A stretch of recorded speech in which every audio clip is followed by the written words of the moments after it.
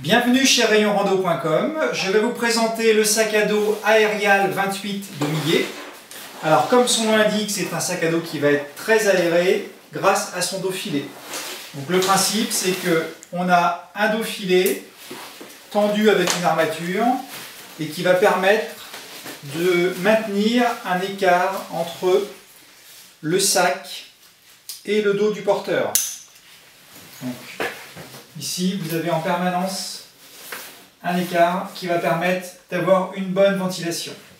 Vous voyez plus précisément le système de dos tendu. Donc là, on a un filet, à l'arrière, une double armature qui maintient cet espace d'aération.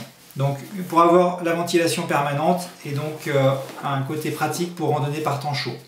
Le même principe sur les bretelles et la ceinture, c'est-à-dire qu'on a ici un filet et un matelassage mais qui est ajouré de façon à avoir là aussi une bonne respirabilité. On va retrouver ce même matelassage ajouré sur la ceinture de hanche.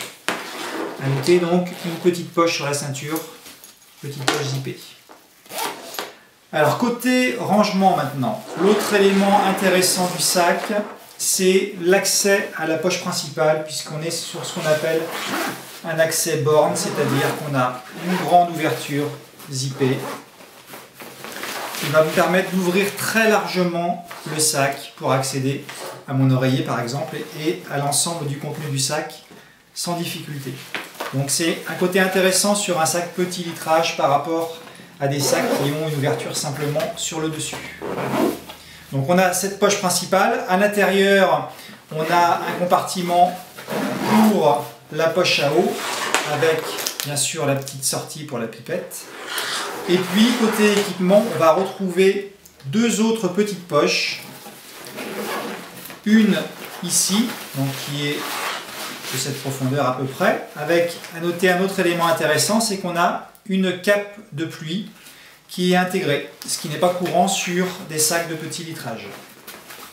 Donc on a cette première poche en façade, on a une deuxième poche en façade un peu plus bas, donc relativement profonde mais pas très épaisse, hein. Donc c'est pas fait pour mettre quelque chose d'encombrant. On retrouve en façade une élastique avec un tanka de serrage qui va permettre éventuellement d'y fixer son vêtement de pluie par exemple. Autre équipement, les petits cordons pour fixer bâton ou piolet. Donc on en a deux de chaque côté avec les points d'accroche en bas. Et puis on va retrouver sur le côté deux poches filets qui sont suffisamment grandes pour glisser une gourde. Avec ensuite également les petites sangles de compression. Petit détail au passage, le petit système de boucle assez pratique pour pouvoir manipuler le zip sans difficulté. En résumé, on est donc sur un sac pour randonner à la journée, soit pour randonner par temps chaud, donc avec son système hyper aéré, ou même pour randonner par tout temps pour ceux qui veulent limiter la transpiration. Et puis avec des côtés pratiques, notamment la grande ouverture qui permet d'accéder facilement au contenu, et puis les petits accessoires et notamment la cape de pluie intégrée. C'est un sac que vous retrouverez sur rayonrando.com.